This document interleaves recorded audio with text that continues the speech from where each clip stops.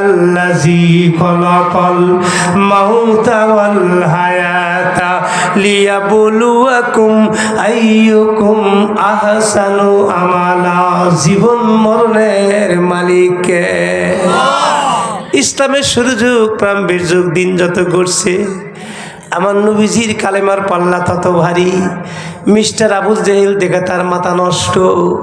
আবু জেহেল বন্ধুরে তরিক গরিক করে মক্কা নগরে তার মিটিং ডাকলো। মিটিংটা হবে কোন জায়গায়? বলে যে দারুন নাদোয়ার মধ্যে। দারুন নাদোয়া এটা কোন জায়গায় অবস্থিত? যারা মক্কা মদিনা হজ ওমরা করবে যাবেন আমার দিকে তাকান। এই যে হেরিমে কাবার দরজা, হেরিমে কাবার দরজা থেকে 50 মিটার পূর্ব দিকে আছে সাফামারা পাহাড়। সাফামারা পাহাড় থেকে 200-250 মিটার পূর্ব দিকে আছে মিস্টার আবু জেহেলের 3 তলা বাড়ি, আন্তর্জাতিক হাগুখানা, আন্তর্জাতিক টয়লেট, আন্তর্জাতিক বাথরুম, আন্তর্জাতিক ওয়াশরুম। আমাদের সিরাজগঞ্জ আঞ্চলিক ভাষা কয় আন্তর্জাতিক হাগুখানা। মিস্টার আবু জেহেলের বাড়ি। হাদিস কোরআনের কথা না, মুরব্বীদের মুখ থেকে শুনেছি। যার পায়খানার চাপ নাই আবু জেহেলের বাড়ির মধ্যে ঢুকলেই হাগু ধরে। সুবহানাল্লাহ। একটা সিট খাওয়া লাগে না, সিকলে খাওয়া লাগে না, ফিনিশ খাওয়া লাগে না, নসিকটিল খাওয়া লাগে না, পায়খানার বড়ি খাওয়া লাগে না। আবু জেহেলের বাড়ির মধ্যে ঢুকলেই পায়খানার চাপ নাই, আল্লাহ পাক পায়খানার চাপ দিয়া দেয়। আমার ভাইরা রে, আবু জেহেলের বাড়ি সাফামারা পাহাড়ের মাঝখানে কাফেরদের একটা সমুদ্রি ঘর ছিল, ক্লাব ঘর ছিল, বৈঠকখানা ছিল। ওইটা ক্লাব ঘর আমার বন্ধুরে, ওখানে ভালো পরামর্শ হয় নাই। কাফের চিফ কমান্ডাররা বৈশা বৈশা ইসলাম কিভাবে নিধন করা যায়, সাহাবাই কেরামকে কিভাবে বন্ধুরে পৃথিবীর থেকে বিদায় করা যায়, নবীর উপরে কিভাবে জুলুম অত্যাচার করা যায়, সেই পরামর্শ হইতো। ওই ঘরের নাম হলো বন্ধুরে দারুন নাদওয়া। মিস্টার আবু জেহেলের সভাপতিত্বে একটা বৈঠক ডাকলো। বৈঠকের মধ্যে আমার বন্ধুরা আসলো আবুল আহাব, সাইবা, উতবা, ওলীদ ইবনে মুগীরা, মক্কার বড় বড় কাফেরা বসলো। আবুল আহাব ডাক দেখায়, আবু জেহেল ভাই আজকে কেন মিটিং ডাকছেন? আবু জেহেল তখন ডাক দেখায়, শুধু নাকে তেল দেয়া খাওয়ার ঘুমাও তীর পাও না, মক্কার দিকে তাকা দেখছো নাকি রে? আমাদের দলের যে সমস্ত বক্তবৃন্দ, আমাদের যারা চামচা ছিল, আমাদের যারা নেতা ছিল, আতি নেতা, পাতি নেতা, মেজ নেতা, সব নেতা আস্তে আস্তে রাতারাতি মোহাম্মদের দলভুক্ত হইয়া যাইতেছে।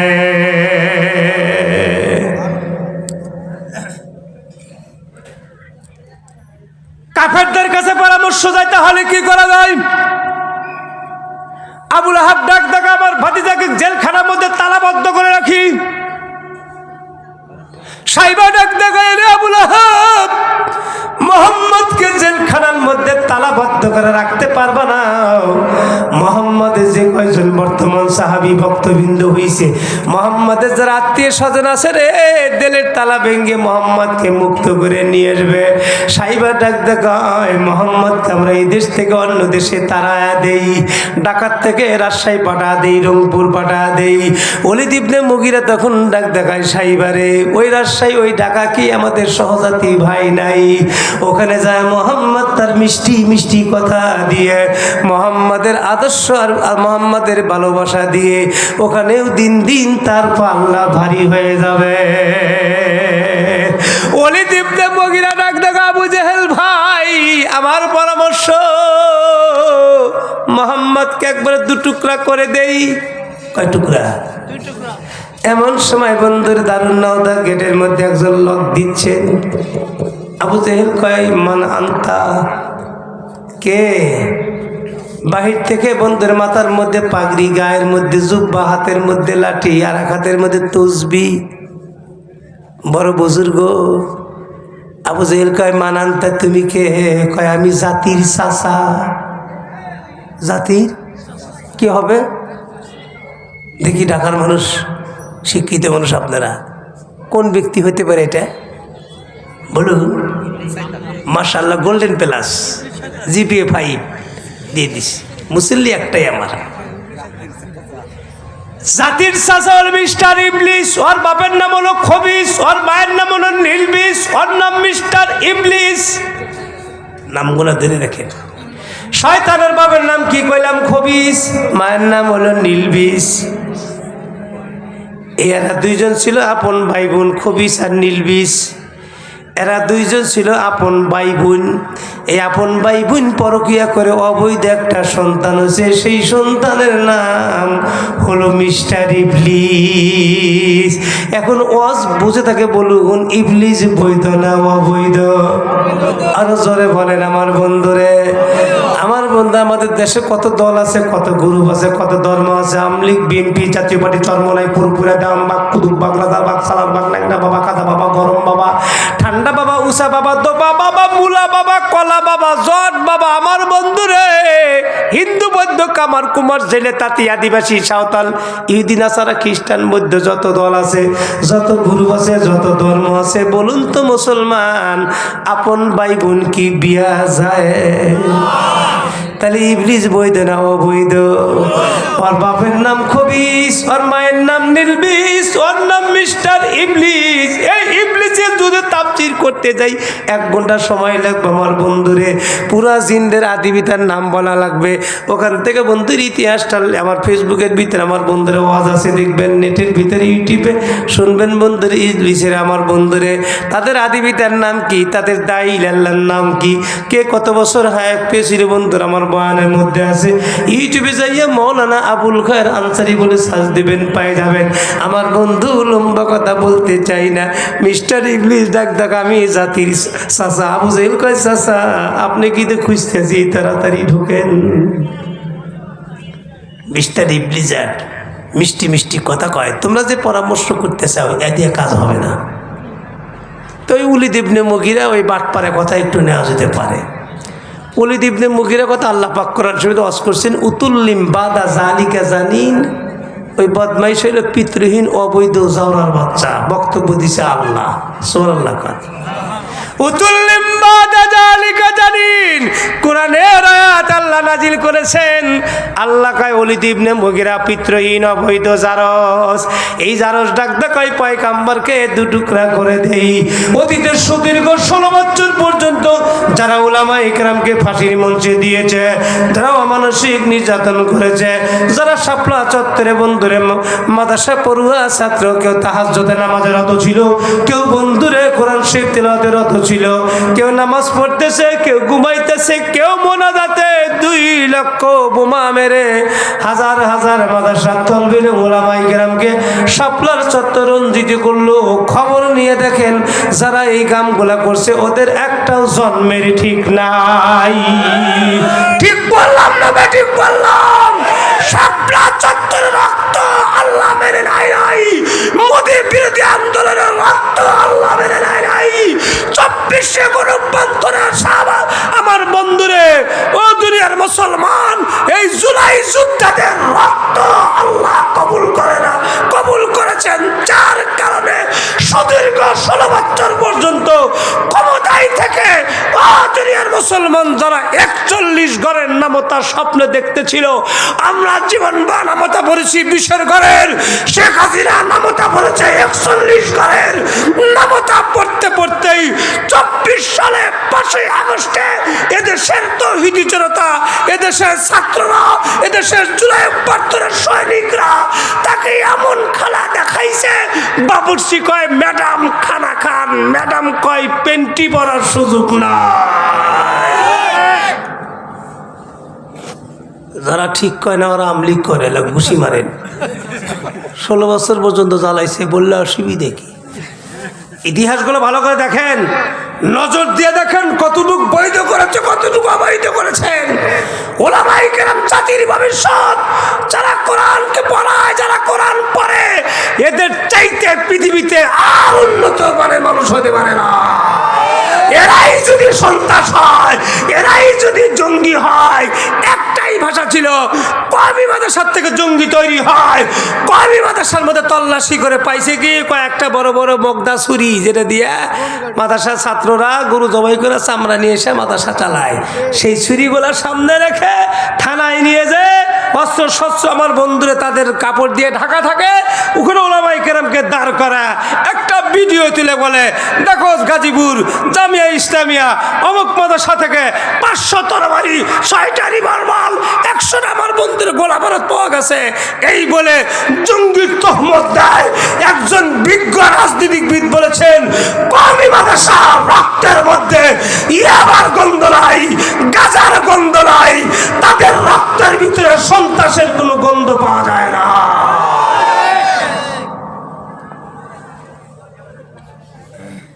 সারা বাংলাদেশে যত কওমি মাদ্রাসা আছে, আজও কওমি মাদ্রাসা কোনো জায়গায় কোনো একটা ওস্তাদ, কোনো একটা ছাত্র খুন হয় নাই। ঢাকা ইউনিভার্সিটি খবর নিয়ে দেখেন, জাহাঙ্গীরনগর বিশ্ববিদ্যালয়ের খবর নিয়ে দেখেন, সারা পৃথিবীর অক্সফোর্ডের খবর নিয়ে দেখেন, ওস্তাদ ছাত্রের কাছে লাঞ্ছিত। আমার বন্ধুরা ছাত্রের সাথে যুদ্ধ করে জীবন দিয়েছেন। এই ইতিহাস বাংলাদেশে কওমি মাদ্রাসার সূর্য সন্তান, এদের দ্বারা সন্ত্রাসী হতে পারে না। চিল্লা বলেন, ঠিক বললাম না ঠিক বললাম? আজ কওমি মাদ্রাসা না থাকলে মসজিদে ইমামতি করবো কারা? বিশুদ্ধভাবে একমাত্র কোরআন শরীফের তেলাওয়াত উপহার দিয়েছে কওমি মাদ্রাসা ছোট ছোট বাচ্চারা। কথা বলেন ঠিক না ঠিক? আলিয়া মাদ্রাসা কামেল পাশ করে সূরা ফাতিহা পড়লে এবার আমাদের কওমি মাদ্রাসার মুক্তবের ছেলেরা, নুরানি ছেলেরা খিলখিল করে নামাজের মধ্যে হাসে যে কি কোরআন শরীফ পড়তেছে না কালাই ভাঙ্গাইতেছে। কথা বলেন, কামেল পাশ, ত্রিফল কামেল। আমার বন্ধুরে ফেকানে পড়ছেন, হাদিসে পড়ছেন, তফসিরে পড়ছেন, ত্রিফল কামেল সূরা ফাতিহা পড়ে, নুরানি ছাত্ররা পিছন দিকে খিলখিল করে নিয়ে ছেড়ে দেয়, হেসে দেয়। হাসলি কে? কয় কি কোরআন শরীফ পড়লো নাকি কি করলো? অথচ আমাদের ছোট একটা মাসুম বাচ্চা 7 বছরের বয়স 30 পারা কোরআনে হাফেজ হয়ে গেছে। এই মাত্র কয়েকদিন পূর্বে আমি রাজশাহীতে একটা ছেলে মাথায় পাগড়ি দিলাম, 7 বছর 9 মাস বয়স, 5 মাস 23 দিনে কোরআনে হাফেজ হয়ে গেছে। কি মনে করছেন মেয়ে? কিসের ডক্টর পিএইচডি পড়েন আপনি? পড়েন, এদেশের বিজ্ঞ যারা ডাক্তার আছে অক্সফোর্ডে পড়েন, কয়দিনে কয় পারা মুখস্থ করতে পারেন? 5 মাস 23 দিনে পুরা কোরআন সেই হেফজ করেছে। এটা কম্পিউটার। কথা বলেন ঠিক না ঠিক? লম্বা কথা বলতে চাই না বন্ধু, চলুন যাই। এবার শয়তান পরামর্শ দেয়, তোদের পরামর্শ নেওয়া যায় না। ওলীদ ইবনে মুগীরার একটু পরামর্শ নেওয়া যেতে পারে, কিন্তু শোনো রে আবু জেহেল, তোমরা যে কয়জন মক্কা নগরীতে আছো, এই কয়জন মুহাম্মদকে যদি হত্যা করো, মুহাম্মাদের পক্ষ থেকে, তার আত্মীয় স্বজনের পক্ষ থেকে, তার সহকর্মী সাহাবাই কেরামের পক্ষ থেকে যে চাপ আসবে, এই চাপ আর এই পেলা তোমরা সহ্য করতে পারবো না। আমি তোমাদেরকে পরামর্শ দেই। বলে কি পরামর্শ দিতে চাও? বলে পরামর্শ হলো, তোমরা এখন যাও, যাইয়া প্রত্যেক গোত্রে থেকে একজন করে গ্রুপ লিডারকে ডাক দিবা, দিয়া মিটিং করবা। আমাদের এই গ্রামে এই মহল্লায় একাধিক সমাজ আছে না নাই? 10, 20, 50 ঘর নিয়ে একটা সমাজ বানায়। আমার বন্ধুর সমাজের একজন নেতৃত্ব দেয়, তাকে বলা হয় গ্রামের মোড়ল। বলে না মিস্টার ইবলিস বুঝাইতে চায় আবু জেহেল রে, পুরা মক্কার বড় বড় গোত্র আছে, সকল গোত্রের গ্রুপ লিডারকে ডাক দিবা, ডাক দিয়ে পরামর্শ করবা। তারা তখন মুহাম্মদকে হত্যার দিন তারিখ করবা। ওই গ্রুপ লিডার যেন তার অধীনে যতগুলো সদস্য আছে সবগুলা নিয়ে আসবে, মুহাম্মদকে হত্যা করবা। মুহাম্মদের হত্যার পরে যদি কোনো চাপ আসে, প্যারা আসে রে, সকল মানুষ বন্টন করে নিবে, কষ্ট হবে না। এমন সময় মিস্টার আবু জেহেল ডাক দেখে, চাচা আমার মাথার মধ্যে একটা নতুন বুদ্ধি আসছে। বলে কি? আমি হইলাম মক্কা মদিনার, আমি হইলাম চিফ কমান্ডার, আমি বাদশাহ। আর বর্তমান আমার একটা বন্ধু হয়েছে ইয়ামানের বাদশাহ, তার নাম তাফসীরের মধ্যে লিখছে হাবিব ইবনে মালিক। আল বেদান গ্রন্থের ভিতরে আল্লামা হাফেজ ইমাদউদ্দিন ইবনে কাসির বলেন, হাবিব ইবনে মালিক ইয়ামানের পাক্কা নতুন সন্ত্রাস। ওই ইয়ামানের আমার বন্ধু হাবিব ইবনে মালিকের কাছে 1000 সৈন্য আছে, 1000 সৈন্য মুক্তিযোদ্ধা ট্রেনিং প্রাপ্ত। আমি তাকে যদি এখন চিঠি দেই, দাওয়াত দেই, সঙ্গে সঙ্গে চলে আসবে, মুহাম্মদকে হত্যা করে চলে যাবে। মুহাম্মদের পক্ষ থেকে যদি কোনো আমাদের চাপ আসে, প্যারা আসে, আমরা বলবো ইন্ডিয়ার মানুষ মারছে, বাংলাদেশের মানুষ মারে নাই। অতীতে যে সমস্ত ওলামাই কেরামদেরকে যে অমানুষিক নির্যাতন করা হয়েছে, এটা কিন্তু বাংলাদেশের প্রশাসকরা করে নাই। রাজনীতি বোঝা লাগবে, কারণ বাংলাদেশের সব পুলিশ তো আমলিক করে না, বাংলাদেশের সব আর্মি বিডিআর র্যাব তো আমলিক করে না। সবাই তো সরকারের গোলাম ছিল না। গোলাম থাকলেও বাংলাদেশের প্রশাসকের কলিজার মধ্যে, সব প্রশাসনের কথা বলতেছি না, আলেম ওলামার প্রতি মহব্বত ভালোবাসা আছে না নাই? সেই জন্য স্বৈরাচার সরকার কি করলাম, ইন্ডিয়া থেকে সৈন্য নিয়ে আসলো, তাদেরকে আমাদের দেশের নাগরিক কার্ড দিয়ে বন্ধুরে ইন্ডিয়ার প্রশাসক দিয়ে আমাদের দেশের ওলামায়ে কেরামকে অমানসিক নির্যাতন করেছে। ঠিক বললাম না ঠিক বললাম? অতীতে যে সমস্ত জালেমরা চলে গেছেন, আল্লাহর প্রতি জুলুম করছেন, নমরুদ কি জালেম কম ছিল? কথা কয় না। নমরুদ কি জালেম ছোট ছিল না বড় ছিল? আল্লাহ তাক কি মারতে কোনো প্রশাসক ব্যবহার করছে? কামাল লাগাইছে, হকিস্টিক, রামধাও, রিভলভার, পিস্তল, অ্যাটাক হেলিকপ্টার, কি দা মারছে?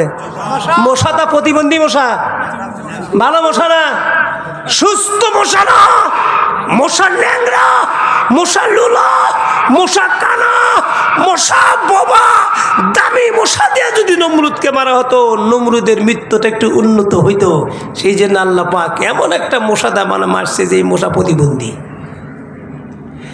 আমার বন্ধুরা, নমরুদ খোদাই দাবি করেছে, নমরুদকে মানুষ সেজদা করেছে, সেই নমরুদের আল্লাহ পাক পৃথিবীর থেকে বিদায়ী করছে আমার বন্ধুর একটা ন্যাংরা মশা দিয়া। এ দুনিয়ার মুসলমান, এই পৃথিবীতে অতীতে ইতিহাস পড়ে দেখুন, যারা জালেম যারা ছিল, জুলুম করে বেশি দিন টিকে থাকতে পারে নাই। আমরা হাজার বছর ইতিহাস পড়েছি, ওই আল্লাহ মরে নাই, ওই আল্লাহ ডাক পড়ে নাই। অতীতে আল্লাহ বিচার করেছে, বর্তমানও বিচার করবে। বাংলাদেশের উলামায়ে কেরামের হেফাজত করবে আমার আল্লাহ। ডাক করতেছেন ইমানি তাকাজা, তাই দুইটা কথা বললাম। এই বক্তব্য খাওয়ার মতো জায়গায় না, লোক কমপক্ষে 2-4-5 হাজার অলেব, তাহলে গেছেন বক্তব্য গরম হবো, তাকবীর হবো, লোকের রক্ত গরম হবো। এবি ঠান্ডা, আপনারা যে কজন আছেন আরো ঠান্ডা দিতেছেন। আর লম্বা কথা বলতে চাই না, চলুন যাই বন্ধুরে। এবার বন্ধুরা সেই সিদ্ধান্ত দিলেন, মিস্টার আবুজের একটা চিঠি লিখলো, একটা দূত একটা পত্রবাহকের কাছে দিল, এমানে চইলা যা, আমার সালাম দে। হাবিব ইবনে মালিক বন্ধুরে পড়ার সাথে সাথেই বড় খুশি। আরে মক্কার বন্ধু, আমার বন্ধু, প্রম বন্ধু বিপদে পড়েছে, আমি তার বিপদে যা সহযোগিতা করব। আমি রাষ্ট্রনায়ক হইলাম, আমি এমানের রাষ্ট্রনায়ক হইলাম, পরিচালনা করব, আমারও তো বিপদ আসতে পারে। আমি তখন বন্ধুকে খবর দিব, বন্ধু মক্কা থেকে বাহিনী নিয়ে এসে আমার সহযোগিতা করবে। আমাদের বাংলাদেশের পণ্য অন্য দেশে যায় কি যায় না? আরো জোরে বলুন, যায় না? যায় না। আমাদের দেশের ইলিশ আমরা খাই 3000 টাকা কেজি, কলিকাতার আলা খায় 600 টাকা কেজি। কথা কম, কথা মিথ্যা বলতেছি? আমার দেশের মানুষ ইলিশ আবাদ করে ভোলাতে, বরিশালে, আমরা খাই 3000-2000 টাকা কেজি ইলিশ। আর এই ইলিশ আমার বন্ধুরে মুর্শিদাবাদ, কলিকাতা, ভারতে খাই বন্ধুরে 600 টাকা কেজি। আমার বন্ধু, আমার দেশের পণ্য অন্য দেশে যায়, অন্য দেশের পণ্য আমার দেশে আসে। হাবিব ইবনে মালিক সঙ্গে সঙ্গে 1000 সৈন্য নিয়ে আমার বন্ধুর মক্কার মুখে যাত্রা করলেন। আমাদের দেশে যদি বাহিরের দেশে কোনো প্রাইম মিনিস্টার, এমপি, মন্ত্রী আসে, আমাদের দেশের সরকার বাহাদুর এমপি মন্ত্রী আমার বন্ধুরে এয়ারপোর্টে যাইয়া ওই মেহমানকে বন্ধু রিসিভ করে লাল গালিচা দিয়ে সম্বর্ধনা দেয়, গার্ড অনার দেয়, দেয় না? মিস্টার আবু জেহেল বন্ধু আসতেছে এমন থেকে, তার জন্য সম্বর্ধনা দেওয়ার জন্য লাল গালিচা বিছাইল। জাবেলা আবু কুবাইদ একটা পাহাড় আছে নবীর বাড়ির পিছনে, ওই পাহাড়ের মধ্যে বন্ধুরে মিস্টার আবু জেহেল স্বর্ণ দিয়ে 2টা চেয়ার বানাইল। একটার মধ্যে বসবে হাবিব ইবনে মালিক, আর একটার মধ্যে বসবে মিস্টার আবু জেহেল। আমার বন্ধুরে যেই দিন আসতেছেন ওই দিন আসরের সময় মিস্টার আবু জেহেল আবার বন্ধুরে তার মন্ত্রী পরিষদ নিয়ে মিটিং করছেন। বন্ধু তো আসতেছে, মোহাম্মদ আজকে শেষ করে দেব। আবার বলুন, হায়াত আর মৌতের মালিককে? এই কথাটা শুনতে পারছে নবীজির চাচি আম্মা আমির হামজার স্ত্রী। নবীজি মাগরিবের নামাজ পড়িয়া যখন আমির হামজার বাড়ির মধ্যে ঢুকছেন, আমির হামজার স্ত্রী পয়গম্বরকে জড়া ধরে বলে, বাবা মোহাম্মদ, কোনো কান কথা বলতেছি না, কারোর মুখের শোনা কথা না, আমি নিজেই শুনে আসছি মিস্টার আবু জেহেল আজকে একটা ফর্ম তৈরি করছে, আব্বু তোমাকে আজকে পৃথিবীর থেকে বিদায় করে দিবে। এমান থেকে 1000 মুক্তিযোদ্ধার সৈন্য নিয়ে হাবিব ইবনে মালিক পাক্কা সন্ত্রাস আসতেছি বাবা। নবী মুস্কি হাসি দেখায়, চাচি আম্মা, আমার হায়াত আর আমার মউত নিয়ন্ত্রণ করে একমাত্র আমার আল্লাহ। এইটা নবীজির আত্মবিশ্বাসের কথা, কিন্তু মহিলা মানুষ তার দিল মানে না। কই বাবা যতই বলো আমি আজকে রাতে তোমাকে ঘর থেকে বের হতে দেব না। মিস্টার আবু জেহেল বন্ধুরে তার বন্ধুকে হাবিব ইবনে মালিককে রিসিভ করলেন, জাবাল আবু কুবাইজের পাহাড়ের মধ্যে উঠাইলো। রাত্রি যখন একটু বার হইতে লাগলো, 8টা-10টা বাজলো, হাবিব ইবনে মালিক বন্ধুর কাছে প্রস্তাব দেয়, দোস্ত আমি এমানে নতুন গভর্নর, নতুন নায়ক হইছি, আমার অনেকগুলা কাজ দেশের মধ্যে পড়ে আছে, আমি বেশি সময় দিতে পারবো না, আজকে রাত্রে দিয়ে অপারেশনটা করে সকালে আমি বিদায় নেব। হাবিব ইবনে মালিক ডাক দেখায়, বন্ধুরে আর দেরি করবেন না। আবু জেহেল কয়, বন্ধু একটু গভীর রাত্রিতে অপারেশনটা করা লাগবে। রাত্রি যখন গভীর হইয়া গেল, হাবিব ইবনে মালিক ডাক দেখায়, বন্ধু রাত্রি গভীর হইয়া গেল, চলেন যাই, কোথায় বাড়ি, সেই ছেলে কি নাম? আবু জেহেল ডাক দেখায়, বন্ধু আমার আপনি যাওয়া লাগবে না, আপনি ইয়ামানের গভর্নর, আমি মক্কার গভর্নর, আমরা দুইজন দামি মানুষ, ছোট্ট একটা ইতিম শিশু বাচ্চা, গরিব মানুষের বাড়ি, তাকে মারতে গেলে আমাদের ইজ্জত পাংচার হবে, কনচার্ট হবে। ছেলেটা বলে, চরিত্র ভালো বন্ধু, যত রাত হোক, শীত হোক, গরম হোক, জ্বর হোক, তুফান হোক, বৃষ্টি হোক, বাদল হোক, রোদ হোক, যাই হোক, যখন যখন যেবার সুযোগে হয়, আমি যখন তাকে ডাকি, আমার লোক যা তখন তাকে ডাক দেয়, সঙ্গে সঙ্গে এসে আমার ডাকে সাড়া দেয়, চরিত্র বড় ভালো। সুবহানাল্লাহ কোন। নবীজির প্রশংসা করতেছে হাবিব ইবনে মালিকের কাছে, আবু জেহেল ছেলে ভালো, ছেলে চরিত্র ভালো, কোনো সমস্যা নাই, বলা মাত্র কাকের কানে খবর দিয়ে আমার কাছে চলে আসবে। সুবহানাল্লাহ। আমার ভাইরা রে, হাবিব ইবনে মালিক কয়দাল ডাকুন, 5 জন মুনাফিককে গভীর রাত্রিতে পাঠাইলে বন্ধুরা, আমির হামজা নবীর চাচার গেটের মধ্যে যেই মাত্র গেটটা লক দিছে, আল্লাহর পয়গম্বর গভীর রাত্রিতে বিছনা থেকে বন্ধুরা দরজা খোলার জন্য আসছেন। খারাপ লাগতেছে আপনাদের? আমার বন্ধু চাচি আম্মা আমির হামজার স্ত্রী দৌড়া নবীজি পাঞ্জাবি টেনে ধরে কয়, পয়গম্বর আমি যেতে দেবো না বাবা, আমি জানি ওই আবু জেহেল সৈন্য পাঠাইছে তোমাকে ডাকার জন্য। নবী আমার ডাক দেখায়, চাচি আম্মা আপনি আমার সঙ্গে চলুন, দেখি তো দরজার মধ্যে কোন মেহমান দণ্ডাইমান। আল্লাহর পয়গম্বর যাইয়া বন্ধু যেই মাত্র দরজা খুলছে রে, 5 জন মুনাফিক নবীকে সালাম দেয়, মুসাফা করে। নবী ডাক দেখায়, মানান্তা আপনি কে? কানা মোহাম্মদ, আমি মোহাম্মদ, বাবার নাম আব্দুল্লাহ, দাদার নাম খানা কাবার মুতাল্লিক হাজা আব্দুল মুত্তালিব। ওই 5 জনের গ্রুপ লিডার ডাক দেয়, বলে আমাদের নেতা আপনাকে ডাকতেছে, চলেন যাই। নবী অমনি রওনা করছে। আমির হামজার স্ত্রী ডাক দেয়, বলে বাবা মোহাম্মদ, আমি এতদিন একটা কথা বলি না, এইভাবে একটা কথা বলবো। আমার অনেক দেবর বাসুরের ছেলে পেলে আছে, তাদের বেটি আছে, বেটা আছে, তাদেরকে দেখে অতটা আমার মায়া হয় না, দয়া হয় না। আর একটা সত্য কথা বলি বাবা, আমার মেটের কলিজার টুকরা সন্তান আছে, আমার সন্তানের চাইতেও তোমার প্রতি দয়ার মহাব্বত আর 1,00,000 গুণে বেশি। আমি তোমাকে যেতে দিতে পারছি না বাবা মোহাম্মদ। আমি আর একটা কথা বলি বাপ, আমার বাসায় যখন 2 দিন 3 দিন পর্যন্ত চুলা জ্বালে নাই, তুমি যখন আমার বাড়ির মধ্যে ঢুকছো, আমি তোমার সুন্দর চেহারার দিকে তাকাইলে 2-3 দিন খিদার আগুন আমার আল্লাহ নিভায়া দেয়। এ বাবা, আমি তোমাকে যেতে দিতে পারবো না। পৃথিবীর কোন মা কোন সন্তানকে কোন শত্রুর মুখে এভাবে ঢেলে দিতে পারে না। তোমার মা নাই, বাবা নাই, আমি তোমার মা লাগি। ছোটবেলা তোমাকে গোসল করাইছি, ছোটবেলা তোমাকে লালন করেছি, খানা খাওয়াইছি, বাবা আমি তোমাকে যেতে দিতে পারবো না। আবু জেহেল 1000 সৈন্য নিয়ে এসে আমি দেখেছি বাবা। নবী আমার ডাক দেখে চাচি আম্মা, আমার হায়াত আমার মৌত একমাত্র নিয়ন্ত্রণ করছে আমার আল্লাহ।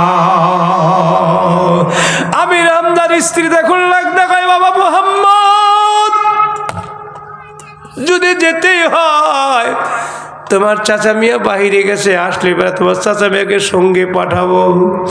আপনারা সবাই সুবহানাল্লাহ বলার জন্য প্রস্তুতি থাকেন। আমি রামজার স্ত্রী প্রস্তাব দেয় বাবা মোহাম্মদ, তোমার চাচা মিয়া গেছে বাইরে, আসলে পরে তাকে আমি সঙ্গে অভিভাবক হিসাবে পাঠাবো। নবী আমার ডাক দেখো চাচি আম্মা, চাচা মিয়ার দরকার নাই, আমি তো আবু জেহেলের কাছে একা যাব না, আমার সঙ্গে যাবে স্বয়ং আসমান জমিনের মালিক আমার আল্লাহ। আমি একা যাব না, আমি একা যাব না। ও চাচি, আবু জেহেল 1000 সৈন্য কেন রে? তামাম পৃথিবীর সমস্ত শক্তি পরাশক্তি যদি এক হয় আর আমার আল্লাহ যদি আমার পক্ষ থাকে, চাচি আম্মা ভালো করে যাই না রেখে রে চাচি, সারা পৃথিবীর শক্তিকে একদিকে থাকবে আমার আল্লাহ, আমি মোহাম্মদকে বিজয়ের মালা পরা বাসায় ফিরে দিবে। আমার আপনার পয়গাম্বর জাবাল আবু কুবাইজের মধ্যে পাহাড়ের চূড়ার মধ্যে উঠে পড়ল।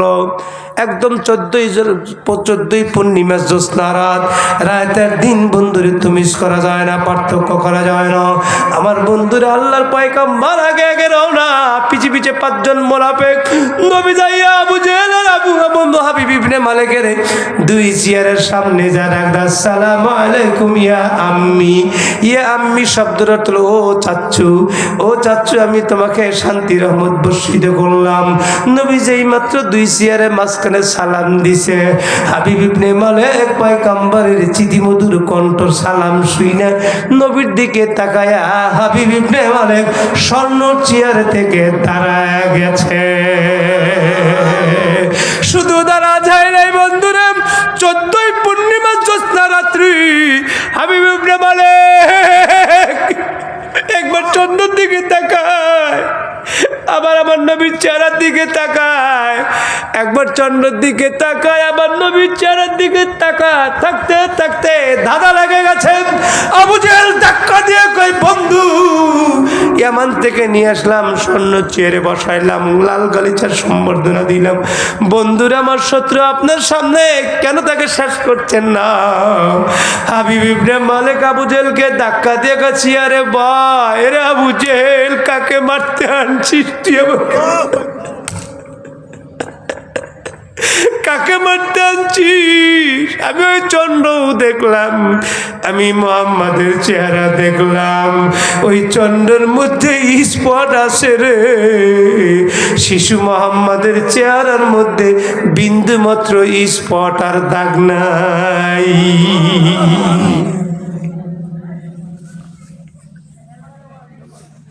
হাবিব ইবনে মালিক ডাক দেখায়, বন্ধু আপনি কাকে মারতে আনছেন?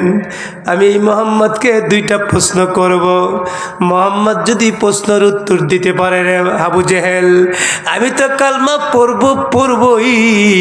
1000 যে সৈন্য নিয়ে এসেছি, 1000 সৈন্য সহ নবীর হাতে কালমা পড়ে ঈমান লইয়া ইয়ামান দেশে ফিরে যাব। আবু জেহেল চিন্তা করলেন, খাল কেটে কুমির নিয়ে আসলাম। আমাদের চাচা, আন্তর্জাতিক চাচা, জাতির চাচা মিস্টার ইবলিস বলেছিল এলাকার মধ্যে যা আছে গ্রুপ লিডারকে খবর দিয়ে মোহাম্মদকে মারো। আমি 1 লাইন বেশি বুঝতে গিয়ে আমি খাল কেটে কুমির নিয়ে আসলাম। এরে হাবিব ইবনে মালিক, তুই মোহাম্মদকে কি প্রশ্ন করবি? আমি জীবনে তাকে কম প্রশ্ন করি নাই। আমি বাতিজাক প্রশ্ন করি, বাতিজা তো প্রশ্নের উত্তর দেয় না, প্রশ্নের উত্তর দেয় বাতিজারা আল্লাহ। আবু জেহেল কয়, আমি একদিন আমার ঘর থেকে বের হয়ে হেরেমে কাবার দিকে যাচ্ছি, দারুন্না দেওয়ার সামনে থেকে একটা সাদা পাথর উঠাইলাম, হাতের মধ্যে মুষ্টিবদ্ধ করলাম, দেখি নবীজি হেরেমে কাবার সামনে কোরআন তেলাওয়াত অথবা সাহাবাই কেরামদের কিনে বসে আছে, অথবা নবীজি নামাজের প্রস্তুতি নিচ্ছেন। এমন সময় আবু জেহেল মনে মনে চিন্তা করেন, আমি গিয়া বললাম, ভাতিজা আমার হাতের মধ্যে কি? আমার বন্ধুরে আল্লাহর পয়গম্বর ডাক দেখা চাচ্ছু, যদি বলতে পারি তাহলে কি করবেন? কয় কালমা পড়ে মুসলমান হয়ে যাব। সত্যই বলছেন কাকু? কয় সত্য কথাই বলছি। নবী এবার ডাক দেখা চাচ্ছু, আপনার হাতের মধ্যে কি আছে? এই প্রশ্ন আমার মুখ থেকে শুনবেন না, আপনার হাতের মধ্যে যে আছে সে যদি উত্তরটা দেয়, অ্যান্সারটা কেমন হবে?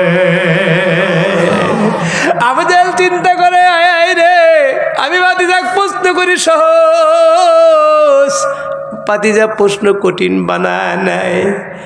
এবার ডাক দেখা চাচ্ছু, তাহলে বলেন, আমার আল্লাহ কোরআনে হাকিমের ভিতরে বলেন, ওয়া ইম মিন শাইইন ইল্লা ইসাব্বিহু বিহামদিহি ওয়ালাকিন লা তাফকাহুনা তাসবিহাহুম ফাসকিরাত হারচে বিনি দর কুরুশাত ওলে দানাত দরি মানা কে গোশাত না বুলবুল দর গোলাতে তসবিহ খারে কে আর খারে বাতসবিয়াস জবানি সরসে হরদম বাগুয়া দাল্লাহু না গুয়া টনটনা টনটনা টুটু বাজাহির সব এনে আয়াত কে টুটু কে দরমানা বাগুয়া দাল্লাহু আল্লাহ আল্লাহ ইচি শিরি নস্তে নাম শিরে সদকা মি গুনাদ জানাম তামাম বাহরে দিন ও বাহরে দুনিয়া বাহরে নাম আল্লাহ আল্লাহ করদা বায়াদ সালাম। মারহাবা বলেন। আমার আল্লাহ কওয়া ইমিন শাইইন ইল্লা ইসাব্বিহু বিহামদিহি ওয়ালাকিন লা তাফকাহুনা তাসবিহাহুম। আমার আল্লাহ ইচ্ছা করলে এই টিস্যুর জবান খুলে কথা বলাইতে পারে কি পারে না? আল্লাহ বলছে, আল্লাহর পয়গম্বর ডাক দেখা চাচার হাতের মধ্যে কে রে? অ্যান্সারটা উত্তরটা দিয়ে দাও। অমনি আবু জেহেলের হাতের মধ্যে বেজে উঠলো, আশহাদু আল্লাহ ইলাহা ইল্লাল্লাহু ওয়াহদাহু লা শারীকা লা ওয়া আশহাদু আন্না মুহাম্মাদান আবদুহু ওয়া রাসূলুহু। আবু জেহেল সেই সাদা পাথরটা নবীজির সামনে ফিকে দিয়ে কয়, প্রকাশ্য জাদুকর মোহাম্মদ। ইমান নসিবে থাকা লাগবে না আব্বা, ইমান নসিবে থাকা লাগবে না, তকদিরে থাকতে হবে ইমান। আবু জেহেল জানে ভাতিজার জীবনে কম প্রশ্ন করি নাই। তুমি কি প্রশ্ন করবা রে আসামে এই আমানের বাদাই মা, তুমি কি প্রশ্ন করবা? এই প্রশ্নটা ভুলভাল করার জন্য বিভিন্ন কথাবার্তা বলে। হাবিব ইবনে মালিক ডাক দেখা, আবু জেহেল তোমার ভাষা আমি বুঝি, তুমি আমাকে ভুলভাল বাজাইয়া প্রশ্নটা উল্টাইতে চাও না। না, আমি আজকে সত্য নবী যাচাই করব, করার পর যদি সত্য প্রমাণ হয় আমি কালমা পড়বো, 1000 সৈন্য কালমা পড়বো, তারপর আমি নবীজিকে নিরাপত্তার সাথে আমি তাকে বাসায় ফিরে দিব। আমার কথা বন্ধুরে বয়ান রেখে আসছি, লাস্টটা বন্ধুরে কেন উঠতেছে? নবী সত্য কথা বলেছে, আমার বন্ধু আল্লাহ খবর দিচ্ছে লোকটা জান্নাতি, নবী বাস্তব চোখে তাকে সাবাদ দিক গ্রাস করে, বাকি 8টা বন্ধুরে করব। হাবিব ইবনে মালিক নবীজি 2টা প্রশ্ন করবে, পয়গম্বর উত্তর দিতে পারবে কি পারবে না? যদি পারে বন্ধু হাবিব ইবনে মালিক তার সৈন্যরা কালমা পড়বে কি পড়বে না? যদি পড়ে হাবিব ইবনে মালিক পরিশেষে আল্লাহর কাছে একটা জিনিস আবদার করবে। হাবিব ইবনে মালিক নবীর কাছে একটা জিনিস আবদার করবে, নবী দেওয়ার জন্য প্রস্তুত, কিন্তু বন্ধুরে আল্লাহর ফেরেশতা জিবরাইল বাধা দিবে। বাকি 8টা শোনার দরকার আছে না নাই? 2টা প্রতিষ্ঠান, আমরা একটা প্রতিষ্ঠান চালাইতে পারি না। সিরাজগঞ্জ জেলার ভিতরে ভাইরাল কালেক্টর বক্তা আমি বন্ধুরে সারা রাত বেলা যদি ফজিলত বলি একটা আপনারা উঠবেন না। 27 বছরের সার্ভিস, দেশেও সার্ভিস, বিদেশে বন্ধুরে, দেশের বাইরে আসাম, কুচবিহার, গুয়াহাটি, হোজাই, তেজপুর, শিলিগুড়ি, জলপাইগুড়ি অনেকবার গিয়েছি। বন্ধুরে কমি মাদ্রাসা পড়াই, কমি মাদ্রাসা করায়, দরদ ধরা বন্ধু। এই যে দেখেন একটা প্রতিষ্ঠান তৈরি হইতেছে, টিল লাগবে বন্ধুরা, আর অনেক কিছু লাগবে, টাকা পয়সা লাগবে। কমি মাদ্রাসাগুলো 10-এর সাহায্যেই বন্ধুরে পরিচালিত হয়। আমার বাইরারে আমি এই মাদ্রাসায় দান করলি হুজুর, আমার এই দানের ফজিলত, আমার এই দানের মেয়াদ কতদিন থাকবে? আমার বন্ধুরে যতদিন পর্যন্ত মাদ্রাসা থাকবে ততদিন পর্যন্ত দানের মেয়াদ চলতে থাকবে। যতদিন পর্যন্ত এই মাদ্রাসা থাকবে ততদিন পর্যন্ত সাদকা জারিয়ার সব 24 ঘন্টায়। আজকে যদি দান করেন 1-এর পরিবর্তে 2 হবে। আপনার নামে দান করবেন, আপনার আব্বা আম্মা নেকি পাবে, আপনিও পাবেন। আপনি মরে যাবেন, নেকির দরজা বন্ধ নাই। সাদকা জারিয়ার গাছ লেগে গেছেন। যতদিন পর্যন্ত মাদ্রাসা থাকবে, সকাল থেকে সন্ধ্যা পর্যন্ত মাদ্রাসার শিক্ষক ছাত্র যারা কোরআন তেলাওয়াত করে যা কিছু কামাই হবে, মাগরিবি নামাজে আল্লাহ বন্টন করে ওই নেকির পার্সেন্টেজ আপনার আমল নামে আল্লাহ জমা করে দিবে। আপনি মরে যাবেন, আপনার কবরে চলে যাবেন। যতদিন পর্যন্ত মাদ্রাসা থাকবে ততদিন পর্যন্ত আপনার কবরে নেকি যেতেই থাকবে, যেতেই থাকবে। ফজিলত অত শোনাবো না, আমি বয়ান শেষ করে দেবো অল্প সময়ের ভিতরেই। আমি বয়ানটা শেষ করে দোয়া করে দেবো। কেউ কে আছেন কোনো মায়ের পাগলা সন্তান, জনম দুঃখিনী মাও কবরে, বাবাও কবরে, একজন ব্যক্তি কি আছেন 10,000 টাকা দেওয়ার মতো? হ্যাঁ, মাশাআল্লাহ। কি নাম?